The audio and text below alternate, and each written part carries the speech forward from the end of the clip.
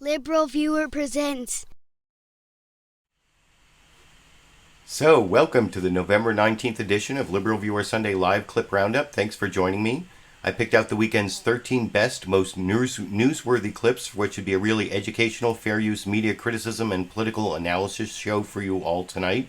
The two political comedy sources today will be a clip from Saturday Night Live's Weekend Update last night, plus a clip from the monologue from Bill Maher on HBO's Real Time last Friday. But as usual, my clips come mostly from the Sunday morning news analysis shows from the big five corporate outlets of ABC, NBC, CBS, CNN, and Fox News, the so-called corporate media here in the United States. You can see the topic I'm covering listed down in the video description, and I've also will use the recorded version of the show, probably because the live version got all messed up by stream errors.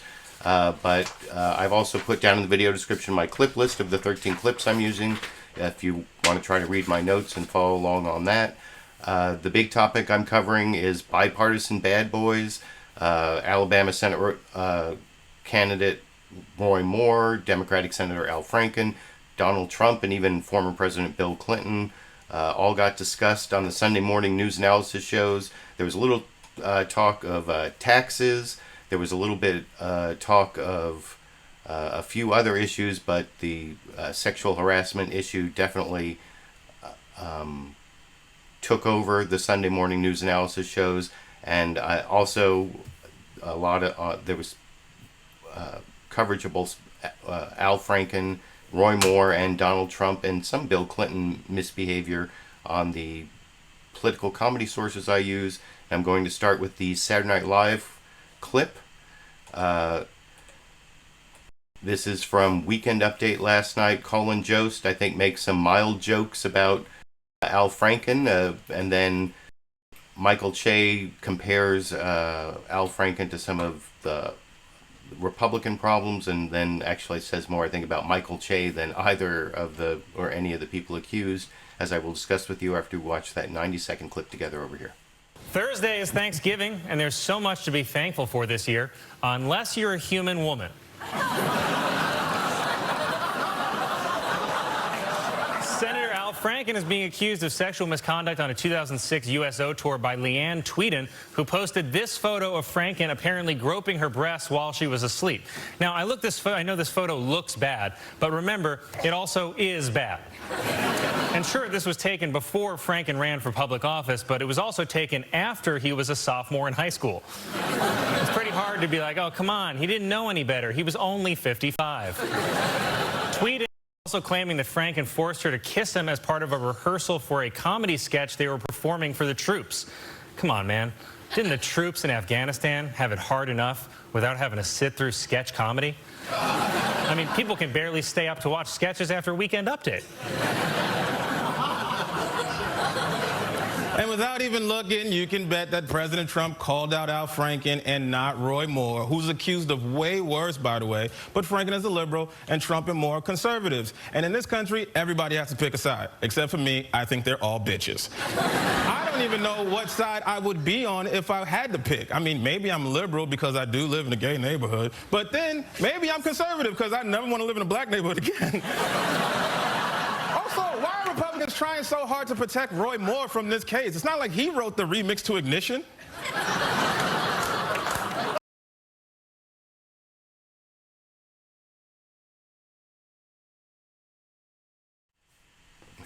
I left that last frame up a little bit extra long there because that's R. Kelly, who wrote the remix to Ignition, which I kind of recognize the photo, but I don't recognize the reference to remix to Ignition, although I do know R. Kelly had his own problems, and that didn't really have much to do with the people who have been accused, although there were, like I said before I showed the clip, some mild jokes from Colin Jost at the beginning there, and I thought the Thanksgiving for all the people who, except for female humans, being a time for Thanksgiving. I like that joke that started off, but I thought Bill Maher actually took it to a different level and actually kind of took an advocacy role.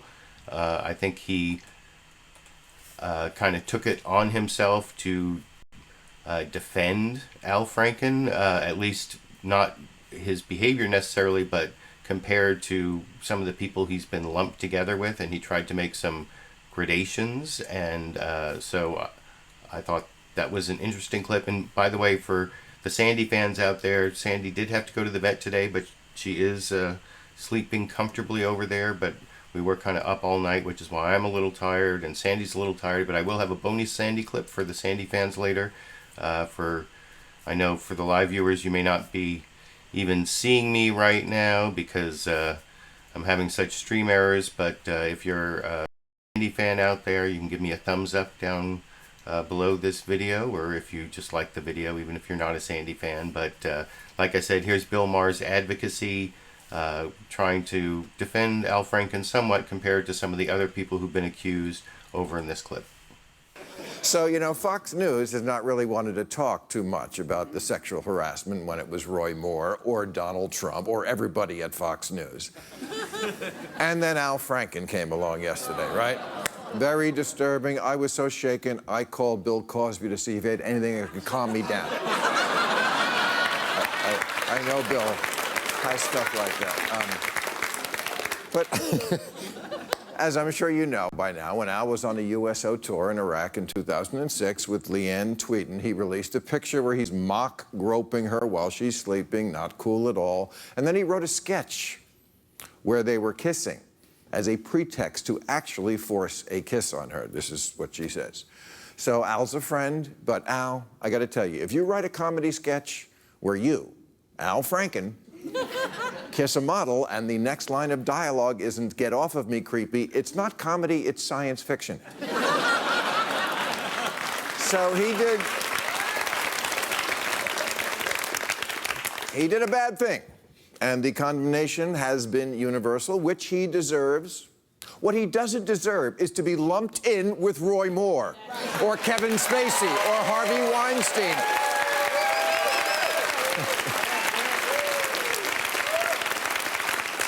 Or Donald Trump. Donald Trump calls his accusers liars, threatened to sue them, did long riffs at his rallies.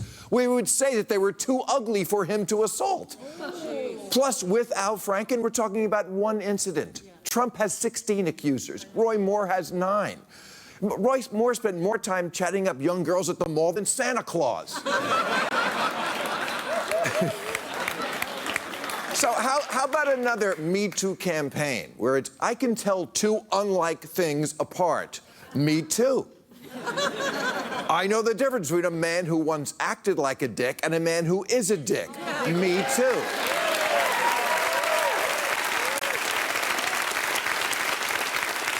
I know the difference between someone who behaved like a high schooler and someone who targeted high schoolers. Me too.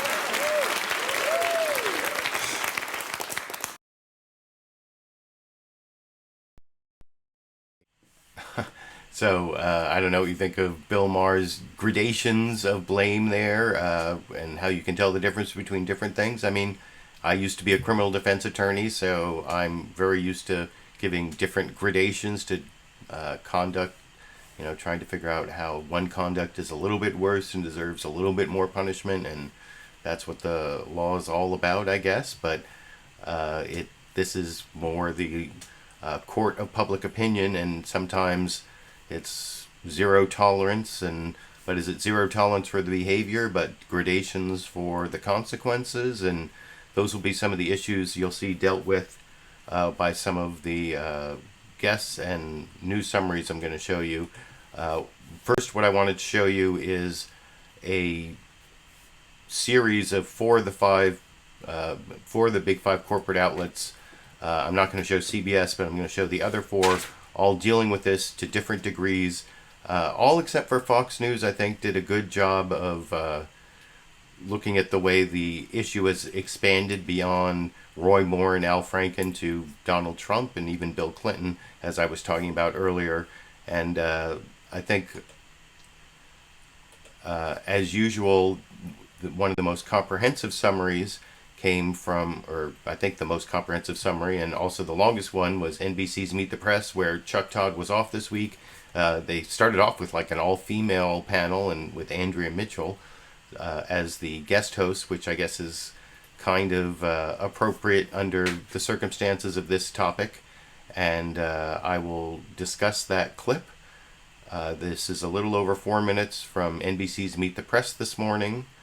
I hope this is actually recording right. So a little over 4 minutes from NBC's Meet the Press this morning over here.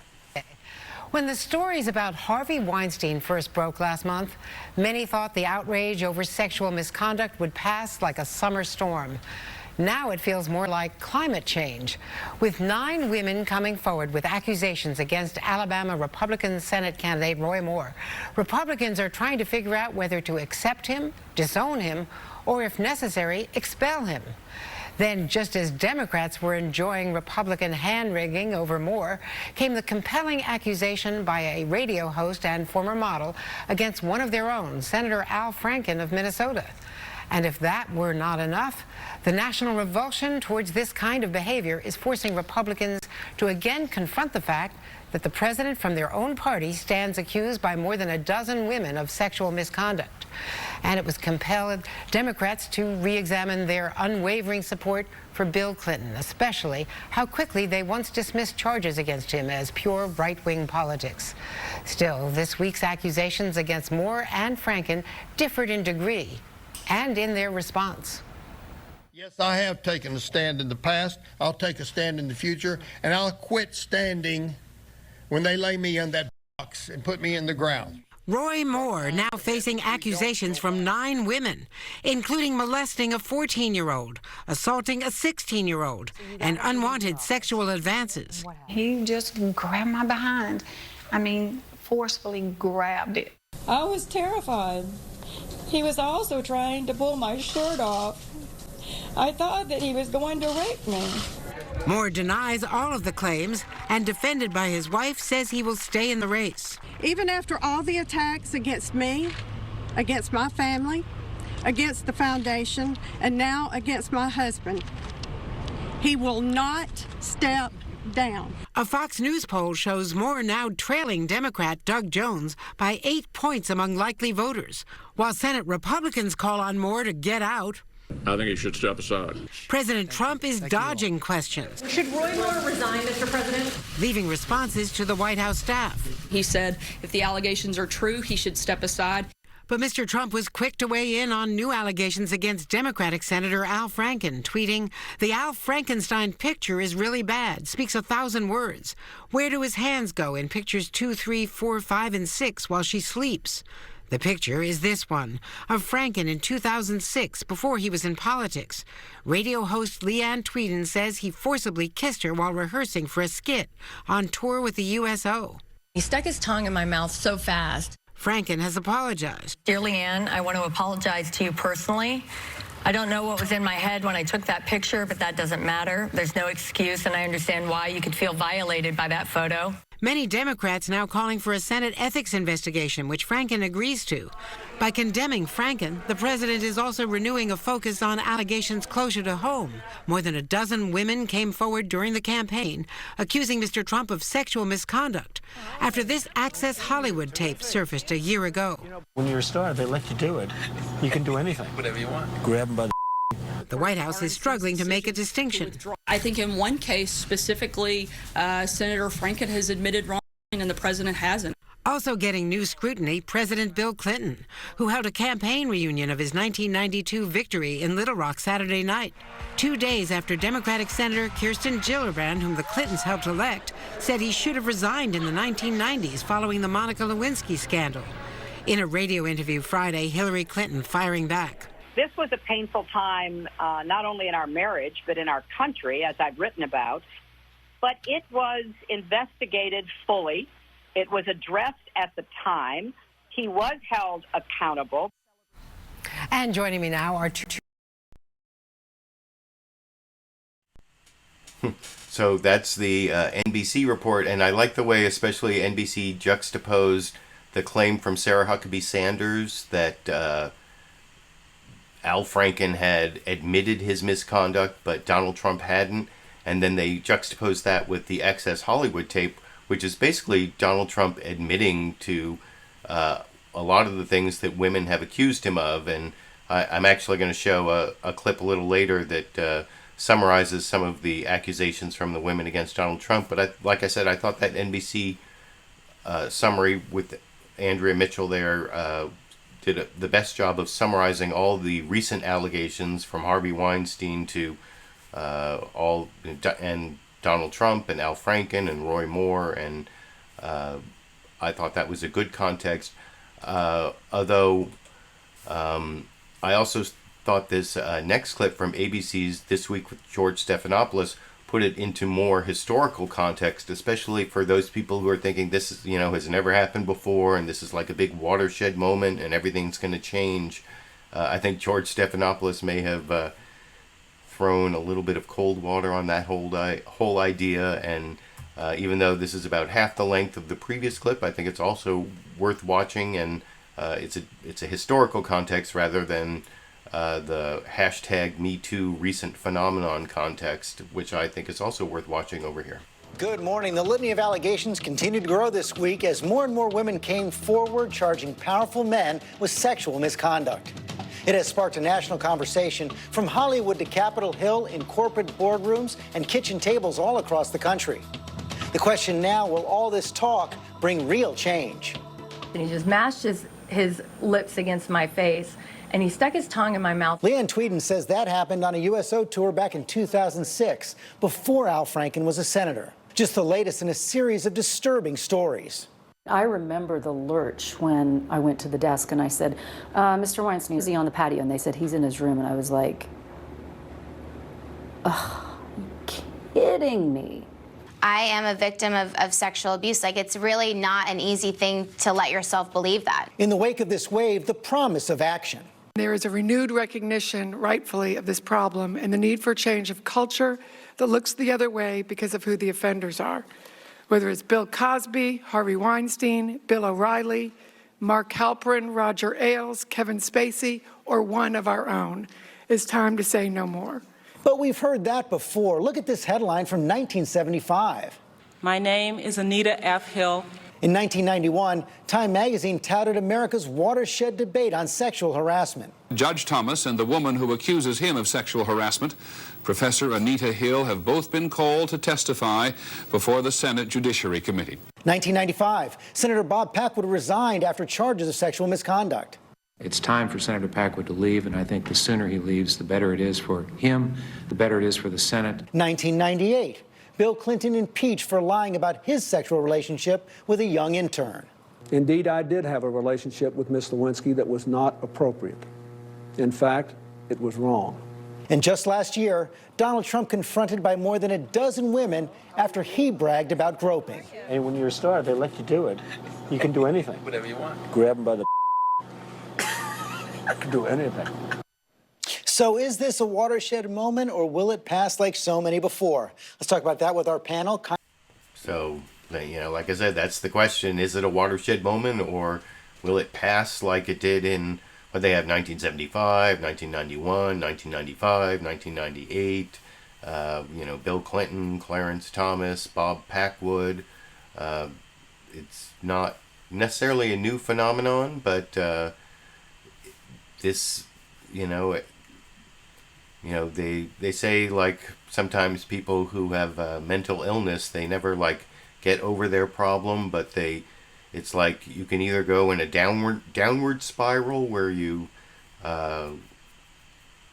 keep hitting the same problem over and over again and doing worse and worse, or you can have an upward spiral where you keep hitting the same problem over and over again and do better and better. And maybe when it comes to sexual harassment and watershed moments, where are we on an upward spiral? I guess how some of these things resolve will kind of help us figure out whether we're on an upward spiral or watershed moment, or what the best terminology is for that. But like I said, those were the first two that I thought both were good. And this CNN one, Jake Tapper on State of the Union, he says the State of the Union, I was thinking, because you know how Jake Tapper at the beginning of the show every week says, what's the State of the Union? And I thought this week the State of the Union was going to be sexually harassed, but no.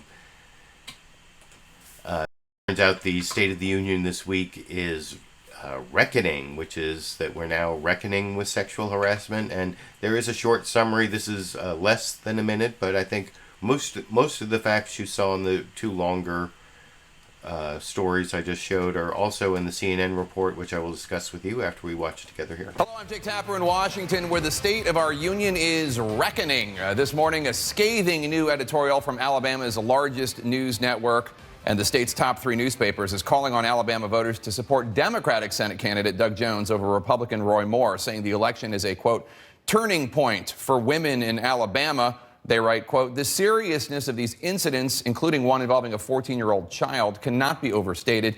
Do not let this conversation be muddled. This election has become a referendum on whether we will accept this kind of behavior from our leaders, unquote. It's a conversation that spread this week directly to the halls of the U.S. Capitol and to both political parties when a woman accused Democratic Senator Al Franken of groping and kissing her without her consent in 2006. And joining us now is Republican Senator Susan Collins.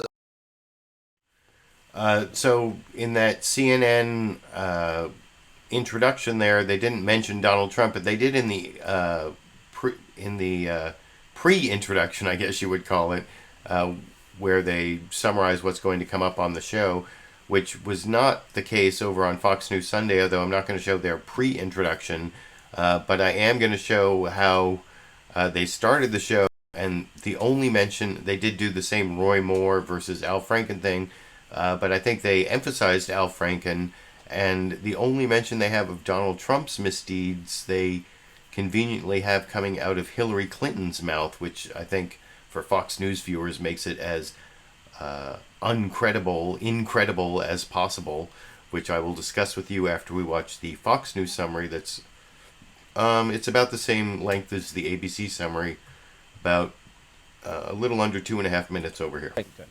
From Hollywood to the media, and now the halls of... Oh, and it's an introduction from Chris Wallace, I forgot to say, but then most of the report is from Peter Doocy, Wonderkin Peter Doocy. Steve Doocy is one of the long-term veterans from Fox and Friends, and Peter Doocy is his son, and I guess apparent journalism heir, and I think he does his father proud. This is sort of your Fox and Friends kind of spin, I think, as I will discuss with you after we watch first the Chris Wallace introduction that I started to show you, and then the Peter Doocy story that follows over here. From Hollywood to the media, and now the halls of Congress, sexual harassment is front and center as a political issue. First, there were the allegations facing Alabama Senate candidate Judge Roy Moore, and now claims against Senator Al Franken from his time as a comedian in 2006. We'll discuss the charges and whether Congress will finally crack down on itself with Senator Tim Scott of South Carolina and Utah Congresswoman Mia Love. But we begin with Fox News correspondent Peter Doocy reporting from Alabama.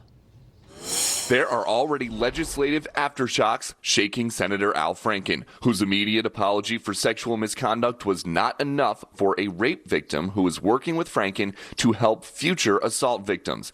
Abby Honold penned a Washington Post op-ed with the headline, Al Franken wrote a bill to help rape survivors like me. He can't lead on it now. Minnesota's other senator, Amy Klobuchar, has already signed on to sponsor. Not all Democrats are distancing themselves from Franken, though. Hillary Clinton appreciates that he said sorry. Look at the contrast between Al Franken accepting responsibility, apologizing, and Roy Moore and Donald Trump, who have done neither. Emphatically denied. In Alabama, Republican Senate candidate Judge Roy Moore denies charges from all 9 women accusing him of decades-old wrongdoing. He's challenging the legitimacy of a high school yearbook signature one accuser says proves her story, and he's lashing out at Senator Jeff Flake, who said this. Come the party of Roy Moore and Donald Trump. We are toast. A Moore campaign advisor responded, quote, Mitch McConnell and Jeff Flake are agents of destruction within the Republican Party. The editorial board for Alabama's 3 largest papers cites sexual misconduct allegations as the primary reason for their endorsement of Democrat Doug Jones. Meanwhile, the surging Jones is trying to focus on issues to engineer an upset. I thought Roy Moore was disqualified long before this came up. We're told Democrat Jones will have about one event a day this week. As for Roy Moore, we have no idea when his next public rally will be. So it seems two of the politicians with the least to say about the scandal in Alabama are the two Senate candidates in Alabama. Chris? Peter Doocy.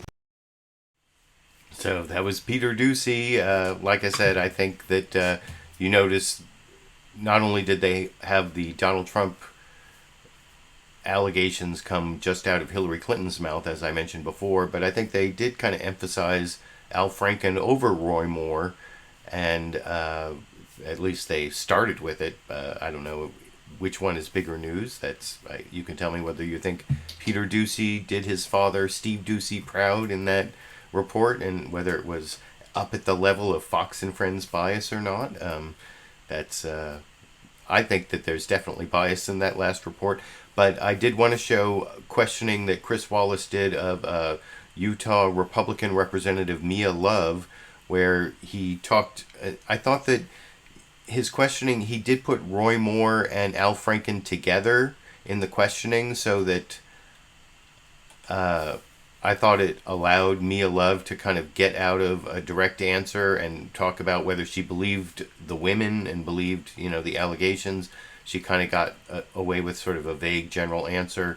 But Chris Wallace did at least bring up the allegations against Donald Trump, which were barely mentioned in that previous clip I showed. And so I wanted to at least give Chris Wallace credit for bringing that up, although as I don't think he really asked Mia Love, do you believe the women, which he should have. And I will contrast with the next clip, which is almost 7 minutes long, which is going to be from ABC's This Week with George Stephanopoulos. George Stephanopoulos trying to get a straight answer out of Legislative Affairs Director at the White House, Marc Short, who I praised last week compared to Kellyanne Conway, and giving a more direct answer.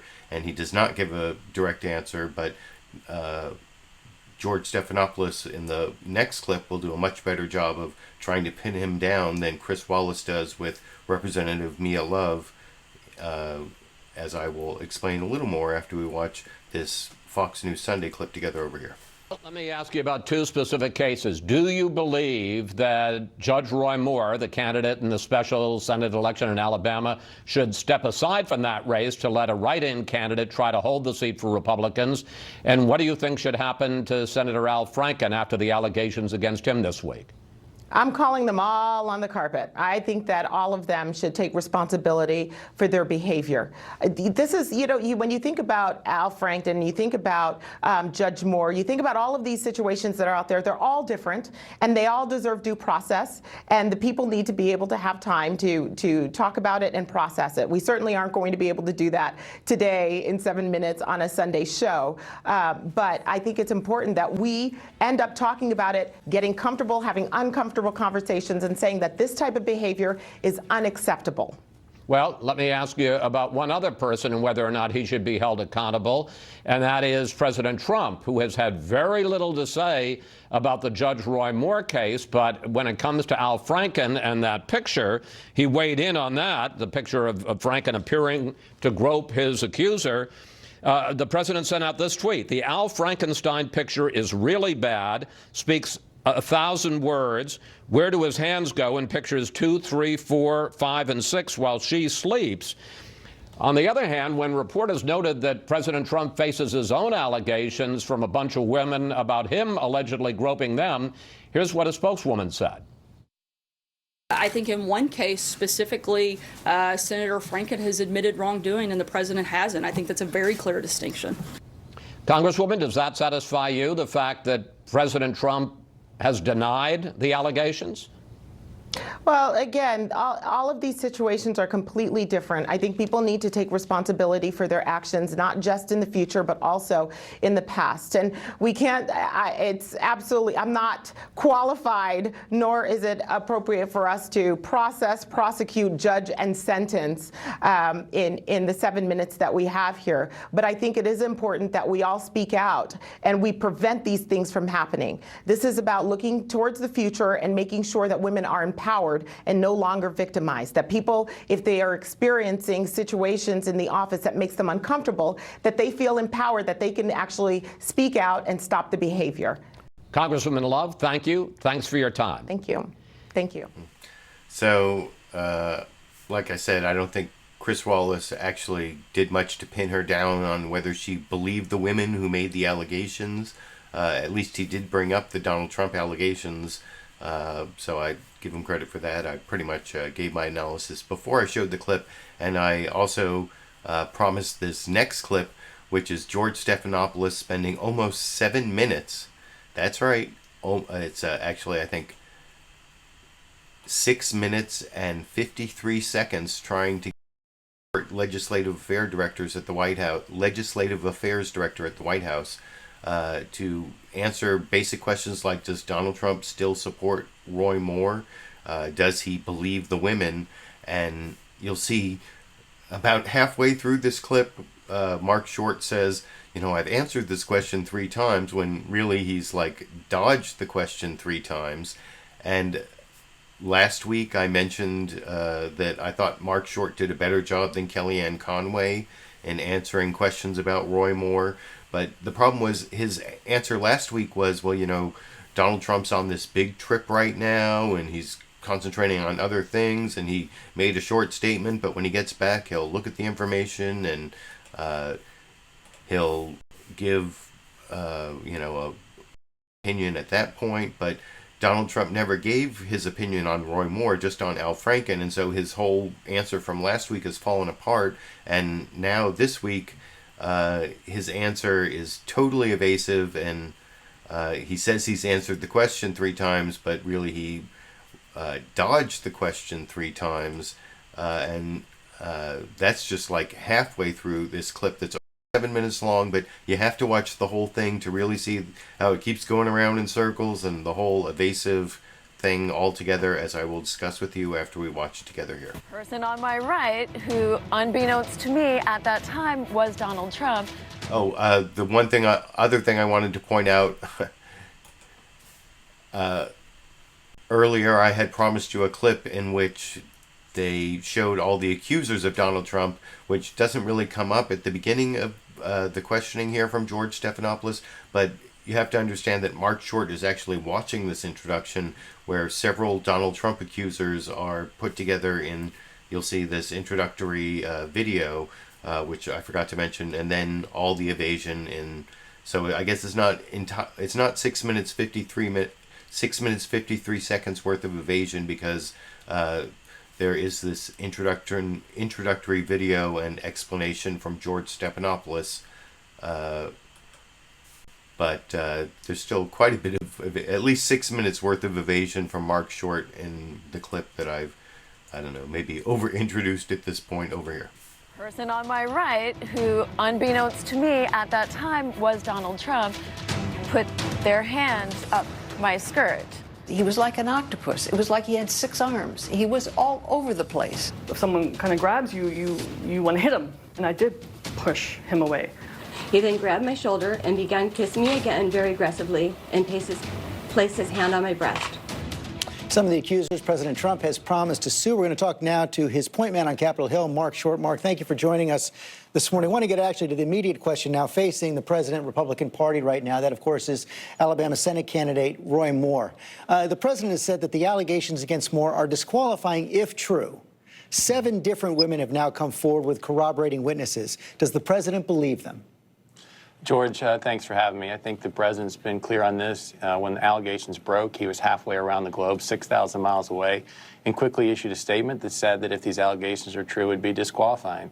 I think it's important to remind your audience that the president went down and campaigned against Roy Moore in the primary in support of Luther Strange. So we are uncomfortable with the explanations that Roy Moore has given to date. So at this point, we think, though, it's best for the people of Alabama that all the information is in front of them for them to make the decision. But I'm asking the position of the president, because the president also said that he would back Roy Moore if he won the primary, if he won the runoff against Strange, and Roy Moore did indeed win that. And it's now been 2 weeks since the allegations first broke. There are now 7 women who have come forward. Here's what the leaders you work with in Congress are saying about that right now. These allegations are credible. If he cares about the values and the people he claims to care about, then he should step aside. I believe the women, yes. I have no reason to doubt these young women. That's the president's attorney general right there. Does the president have any reason to doubt these young women who are making the allegations? George, I think that the vice president as well spoke out against this when the allegations came forward. The president has expressed his concern about this. As you noted, the president has not gone down to Alabama to campaign for Roy Moore since the primary concluded. We have serious concerns about the allegations that have been made, but we also believe that all of this information is out there for the people of Alabama. Roy Moore has been a public servant for decades in Alabama. He has run multiple times. The people of Alabama know best what to do and the right decision to make here. They may, but I'm asking you a direct question on behalf of the president. You work for the president. Does the president believe the women or not? Obviously, George, if he did not believe that the women's accusations were credible, he would be down campaigning for Roy Moore. He has not done that. He has concerns about the accusations, but he's also concerned that these accusations are 38 years old. Roy Moore has been in public service for decades, and the accusations did not arise until a month before election. So we are concerned about several aspects of the story. We're very concerned about the allegations. But at this point, as I've said, we think it's best for the people of Alabama to make the decision for them. So you're not willing to make a yes or no judgment on whether the president believes the women? I think I've answered your question 3 times now. No, I think what you've said is you have questions and concerns about the allegations. We do have questions. We do have serious questions about the allegations, and the president has raised those, and which one of the reasons why he has not gone down to campaign for Roy Moore. So he promised after the primary to back Roy Moore. Is he still backing Roy Moore? I don't think you've seen him go down there and campaign for him. An endorsement. You've not seen him issue robocalls. I think he thinks that at this point it is best for the people of Alabama to make the decision for their state. So he no longer backs Roy Moore? I think he thinks it's best for the people of Alabama to make that decision. So does that mean that if Roy Moore wins, that he should serve the term, that the Senate should not move to investigate and expel him? I think that that's a decision for the United States Senate to make. I do think, George, that several instances have happened in the past when senators have been removed from office. Typically, those instances, though, are when Senator Packwood, as you showed in your promo earlier, had abuses in office. I'm not familiar with the Senate making a decision that all the public information was out there and the people made an election, and then the Senate decides to overturn the wisdom of the people of a state. Having said that, we think that the people of Alabama will have a lot of wisdom in making the right decision come December 12th. That, again, and the right decision is? I think that the right decision will be what the people of Alabama decide. That's not, I know you think you've answered the question, and I understand that you're in a difficult position right here, but it's very simple, yes or no. Does the president believe that Roy Moore should be the next senator from the state of Alabama? The president, I think, George, has made his perspective very clear on multiple occasions here. He has expressed concern about the allegations, but at this point, he is going to let the people of Alabama decide. But he's willing to speak out on races all across the country. He's willing to endorse members of Congress. He's willing to endorse Senate candidates. Is he doing that here? Right. I think you should certainly be able to infer by the fact that he has not gone down to support Roy Moore his discomfort in doing so. So he doesn't support Roy Moore? George, I think that the president has spoken on this, the White House has spoken on this, and I think that at this point, we think he has been a public figure in Alabama for decades, and the people of Alabama will make the decision. Not the president, not the leader of the Senate, not members in Congress, the people of Alabama. And the president will work with him if indeed he is elected? The president works with all members of Congress. That is his role. And he's comfortable with Roy Moore being in the United States Senate? George, the president has concerns, if these allegations prove true, about anybody of that nature serving the United States Senate. You have heard us make concerns in particular about allegations that come from teenage girls. And we have said on other networks and other stations the reality that we think that those are the most offensive and that there's a special place in hell for people who are child molesters. Having said that, we also believe that these allegations are arising 38 years after the date, and it is Roy Moore has an opportunity to tell the people of Alabama his innocence. To date, we're uncomfortable that he has done that. Right, you're uncomfortable. But again, if 14-year-old, and you've used the word pedophilia in the past, is disqualifying. It comes down to a simple matter of whether or not you believe the woman who made that allegation or not. And right here, sitting here 40 years after the fact, I cannot have any more information to tell you one way or the other. There are two people who know that, Roy Moore and the accuser. Okay, we're going to have to move on. I think that's the answer we're going to get. So you tell me what you think. Did George Stephanopoulos do a good job of trying to get the answer, or at least showing up the White House Legislative Affairs Advisor, Marc Short, for not answering the question? I mean, I think, did he belabor the point? Was 7 minutes the right amount of time to spend on that particular topic? And then he went on, I think, to talk about taxes, but I thought that was a pretty telling example of the bind that the White House finds itself in, where Donald Trump doesn't want to de-endorse or unendorse Roy Moore, doesn't want to endorse him, or doesn't want to side with the Republicans who believe the accusers, because then why wouldn't you believe the people who are accusing Donald Trump himself? And you heard him, Marc Short, in that almost 7-minute set of evasions, also talk about how, give some of the talking points that Steve Bannon and the supporters of Roy Moore have been using. But I want to move on now to a clip of a couple clips of Republicans, more moderate Republicans, who are still using some of the talking points you heard from Marc Short there. Like let the voters decide. But I think there's Roy Blunt from Missouri, and then Susan Collins from Maine. Susan Collins is one of the most moderate Republicans in the Senate. Roy Blunt, I lived in Missouri for several years, and it is sort of a purple state where, there are a lot of Democrats in the cities, and then in the suburbs and exurbs and rural areas, there are a lot of Republicans.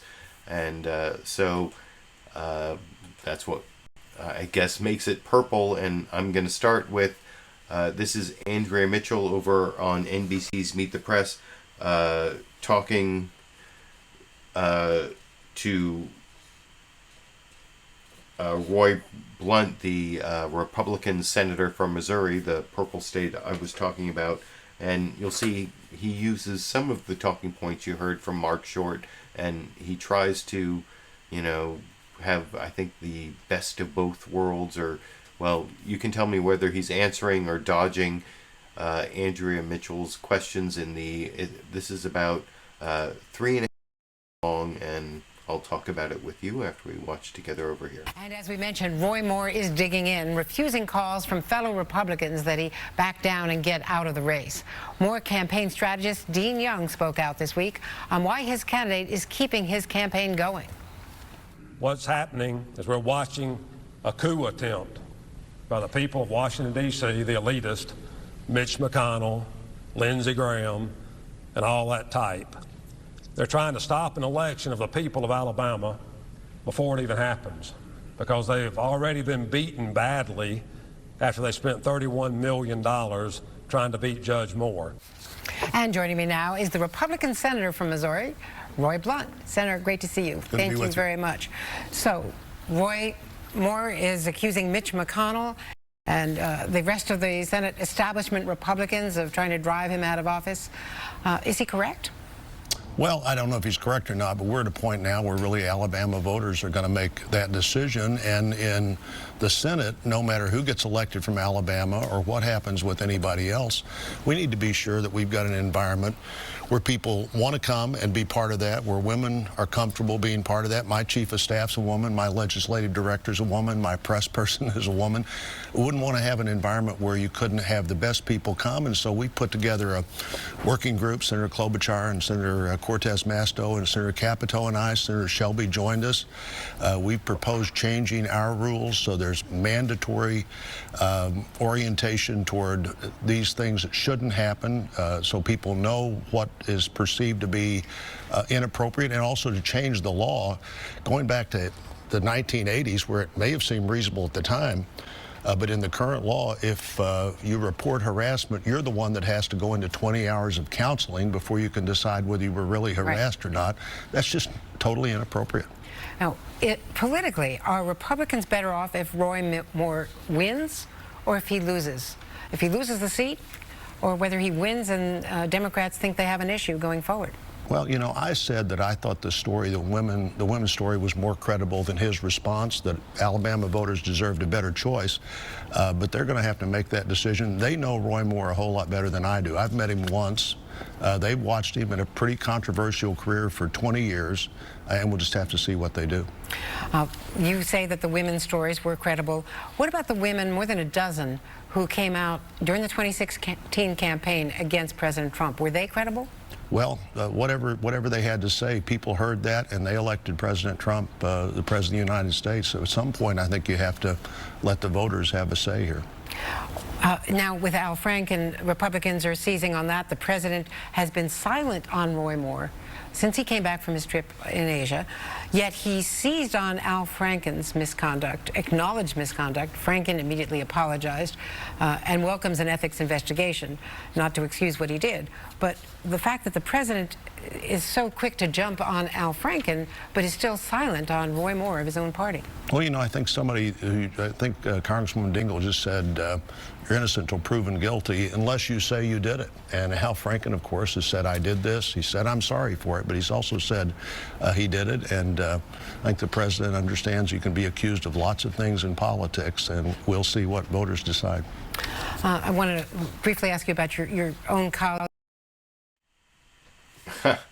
So I think Roy Moore, like I said, used some of the talking points you saw there previously from Marc Short about, you know, we need to let the voters decide, but he went a little farther than the White House representative Marc Short went in the previous clip, where he did say he believed the women, but he also wasn't as quick to, he believed the women regarding Roy Moore, but he wasn't so sure about Donald Trump, I don't think, in that previous clip. But I think Susan Collins, maybe the most moderate Republican from the state of Maine, went as far as the moderate Republicans can go in this situation, although some similar talking points about the voters deciding. I think this is talking to George Stephanopoulos over on This Week with George Stephanopoulos this morning. And this is clip 10. You'll see that I think she's consistent about believing the women in terms of Trump, Moore, and Franken. And you can see in this clip, George Stephanopoulos brings up all three issues to check for her consistency. I think she's pretty consistent, although, well, I'll see if I have some criticism that we can discuss after we watch that clip together. 2 minutes and 22 seconds over here. We saw it just recently, but we're seeing it right now. You mentioned President Clinton. It certainly did happen then. We also see Roy Moore now calling all of his accusers liar. President Trump, more than a dozen women came forward during the campaign. He says that every single one of them are lying. He did say that, and President Trump was not my choice for the Republican nominee for president. And I did not support him, in part because of the way that all of these reports about how he was treating women. He is president now, and I am working with him on some issues. But those allegations remain very disturbing. Can you work with Roy Moore? If he gets elected, should he be investigated? Will you? Well, first of all, my hope is that we won't get to that point and that the voters of Alabama will not elect Roy Moore. I read his denials, I listened to his radio interview, and I did not find him to be credible. as more and more allegations come forward, that adds to the weight of evidence against him. I believe, based on my reading of the Constitution, that if he is elected, that we have no choice but to seat him. Then, however, the Ethics Committee could have an investigation. And since I essentially would be a juror if that happens, I'm not going to comment on what could happen as a result of that investigation. But I hope that the good voters of Alabama decide not to send him to the United States Senate. Senator Al Franken is also going to be subject to an ethics investigation. You can't comment on that either? Well, first, let me say that I believe allegations, and Al Franken has essentially admitted to them. I'm talking about what the outcome would be if the Ethics Committee proceeds with an investigation, which I believe the Ethics Committee is going to do so. But I did find the allegations against him to be both credible, disgusting, and appalling and degrading to women. Let's move on to the tax bill. Pass this.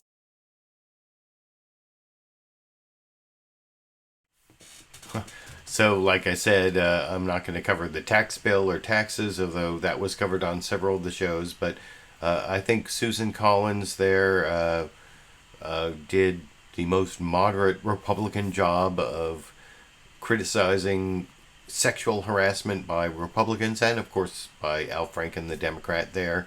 But still leaving it up to the voters to decide at least who's president, and hoping the Alabama voters will also decide that Roy Moore should not be her colleague in the Senate. But having shown a couple Republicans there, I want to go back to NBC's Meet the Press, where Andrea Mitchell had both a Democrat and a Republican on, and I think it was actually the Democrat that did the most dodging. This is Representative Debbie Dingell from Michigan. I think did not really own up to her own or do enough to criticize Democrats in the past for not criticizing or not going after sexual harassment. And she's with Republican Barbara Comstock, who I think at least has a strong stance on Republicans who commit sexual misconduct, although you'll see she also says Al Franken has to resign, which I haven't really talked about, but maybe before the end of this video we'll have a chance to talk about it a little bit. But I want to show that NBC Meet the Press clip. It's like 2 minutes 45 seconds. Andrea Mitchell with her all-women panel, a Democratic woman from the House of Representatives and a Republican woman talking about these issues over here. But let's talk about politics here. Roy Moore. 9 women have now come forward, many people say credibly reporting actions to someone who is as young as 14, a molestation, a sexual, rather forced sexual attention on a 16-year-old. Congresswoman, do you find these women credible? Yes, I do. And last week, I think I was the first woman in the House to come out and say you should step aside. I've been consistent in all these matters you've talked about. Well, how do you view the fact that the president refuses to even comment on it? Well, I appreciate that the president actually was working with the White House and they've cut off funding to him. The National Senatorial Committee is not funding it.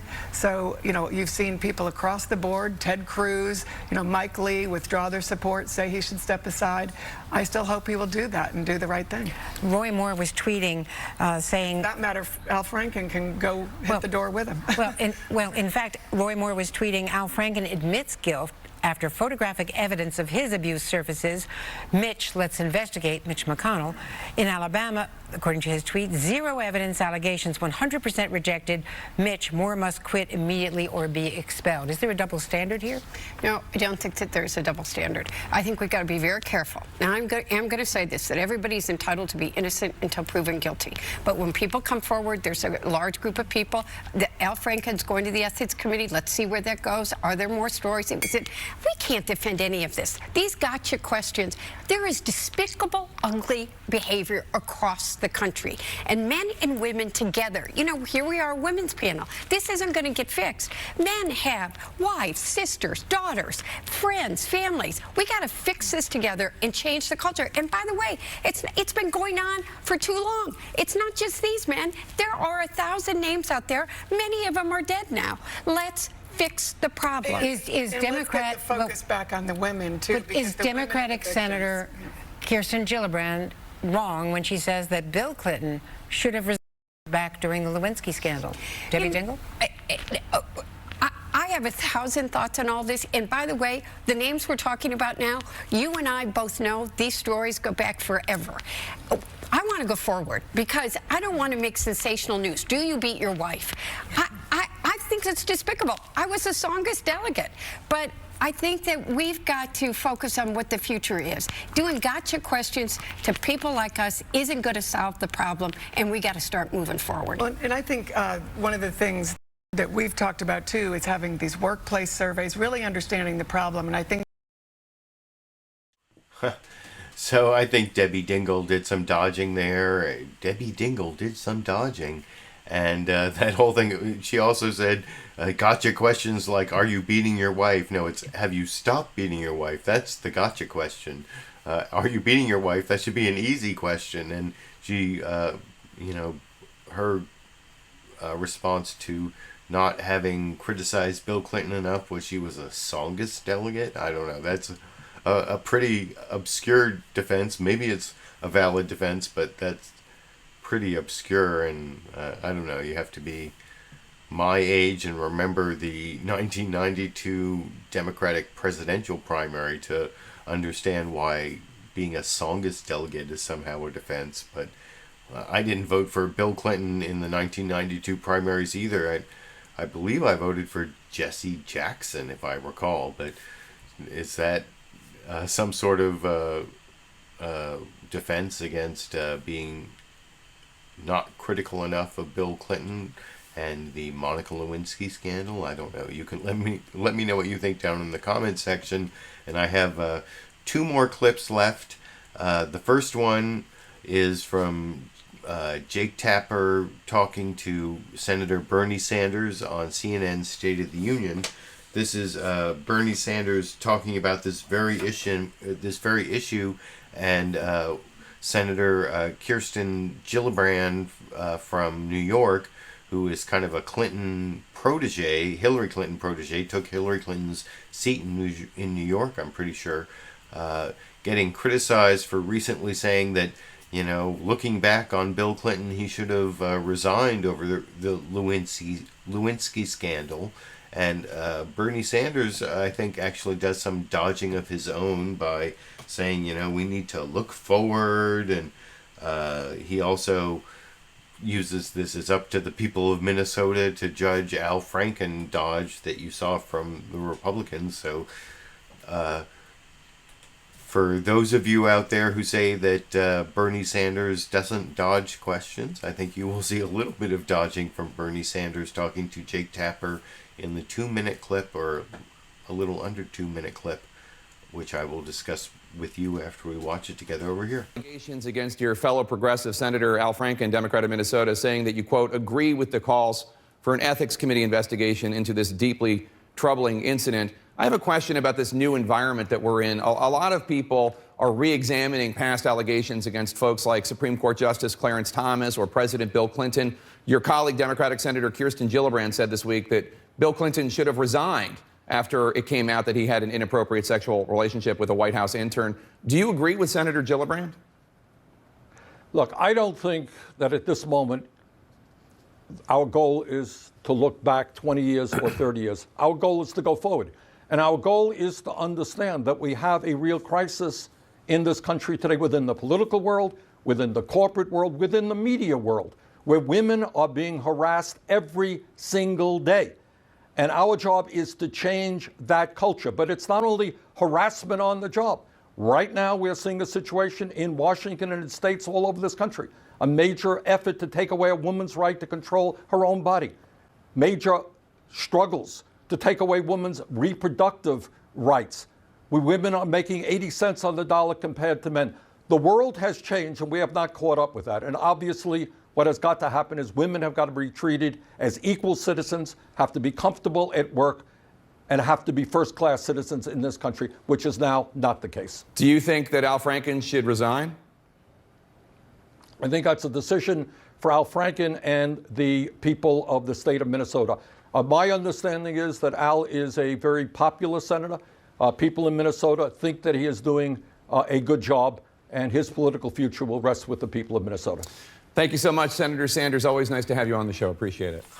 So that's pretty much multiple dodges there from Vermont Senator Bernie Sanders. So don't say Bernie Sanders never dodges any questions. He dodged the Clinton question. He kind of dodged the Al Franken question. And, oh, poor puppy. I feel so sad about Sandy. I'll talk about that in just a minute. After the final clip, I will show my Sandy clips and a Sandy picture. I think she's finally sleeping. She was up all night last night. It was so sad. But speaking of things that are so sad, this is the final clip from CBS's Face the Nation. It's John Dickerson talking to Representative Jackie Speier, who was one of the inspirers of other women coming forward. In fact, you'll see John Dickerson mentions that Jackie Speier inspired the woman who accused Al Franken to come forward when she talked about how, as a congressional staffer in her youth, she was the victim of sexual harassment. And then Jackie Speier in this final clip talks about how crazy bad the system in Congress is to deal with sexual harassment problems.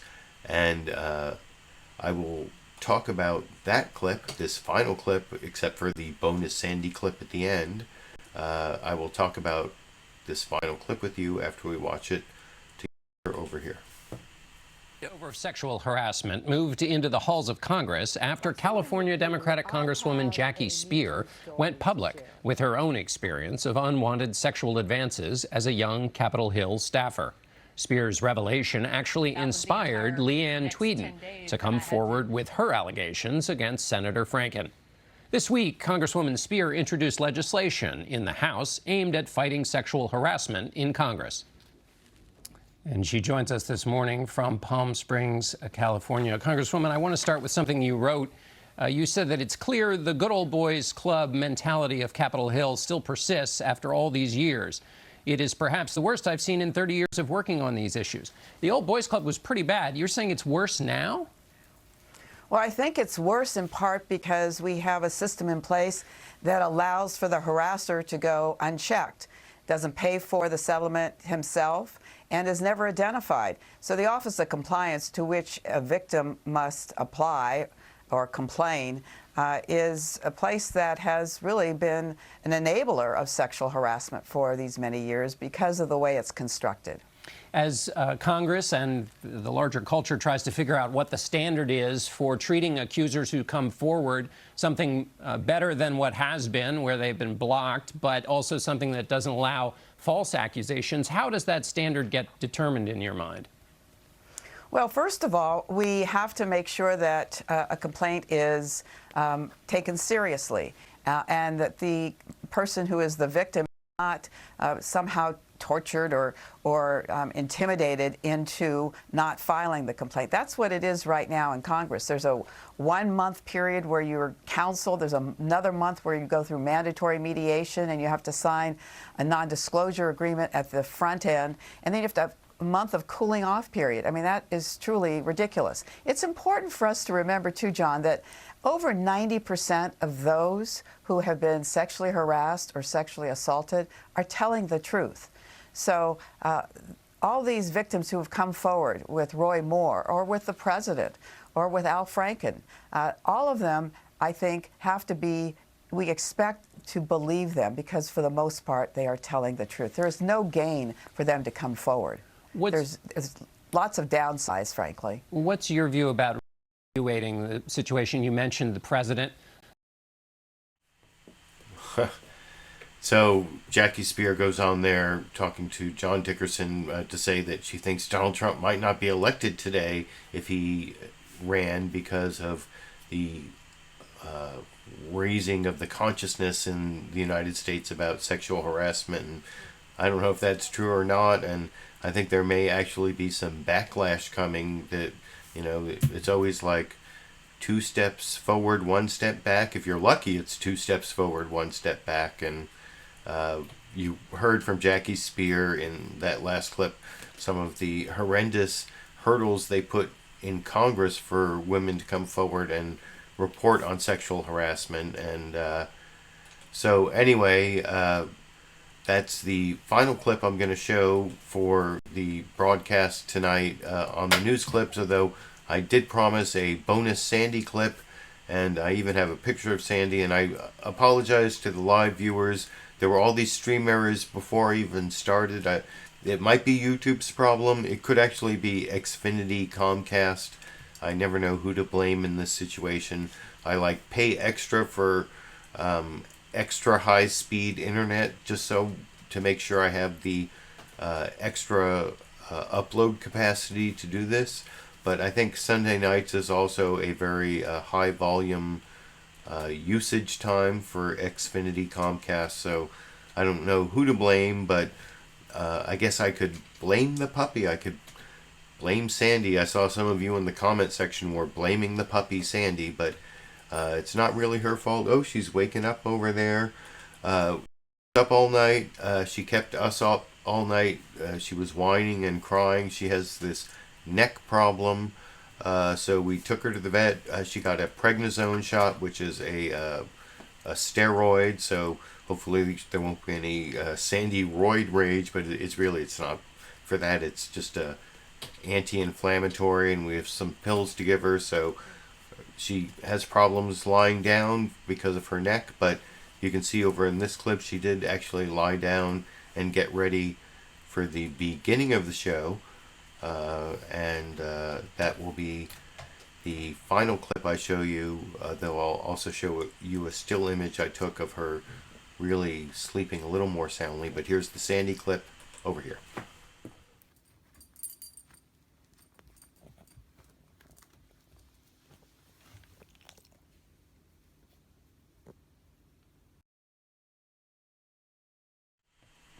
So she did lay down, although she kept her head up there.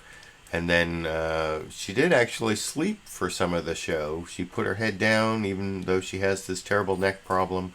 You can see that here.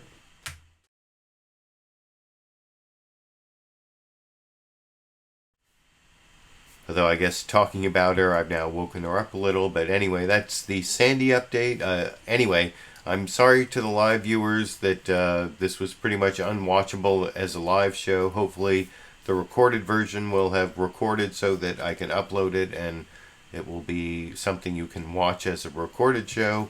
I like interacting with the live viewers. I like the super chat contributions, of course, but I appreciate those people who stuck it out. I had some people, and I will try to upload their comments. And for my patrons on Patreon, that's why I especially appreciate your donations, because every month, whether the stream has errors or not, I can get that revenue for my efforts and spending every Sunday 8 or 10 hours every Sunday picking out the clips and broadcasting my commentary and criticism along with those clips to you. So as I said last week, I will be coming out sometime before the end of the year with some new rewards for my patrons on Patreon. A bumper sticker type thing that will be for $5 patrons, and a $10 a month patrons will get that, along with an ACLU Constitution. Where am I? Oh, it fell over here. Let me see if I can pick it up real quick. Also, here's the ACLU Constitution. It's got the full Constitution in there, plus some Know Your Rights with police information. So I just got like 100 of these, so I can give those out. And you may have noticed in the background here, I got rid of the This book I had up there, which I haven't read yet, but I will still read. Most of the books behind me I have read, although this Ta-Nehisi Coates book here, this is the one I'm reading now, along with this Antifa book. Those are the two I'm currently reading. I haven't read the Chokehold book, but all the other books behind me I actually have read that are facing the camera. And anyway, that's the show for tonight. That's the explanation, my commentary and criticism on the bipartisan bad boys this week. Hopefully we'll get back to the Russia scandal next week, or taxes, or something a little more substantive. But this is also an important conversation, so I hope you enjoyed it. I enjoyed bringing it to you, and I guess until next week, hopefully without so many stream errors, I will be seeing all of you around the internet.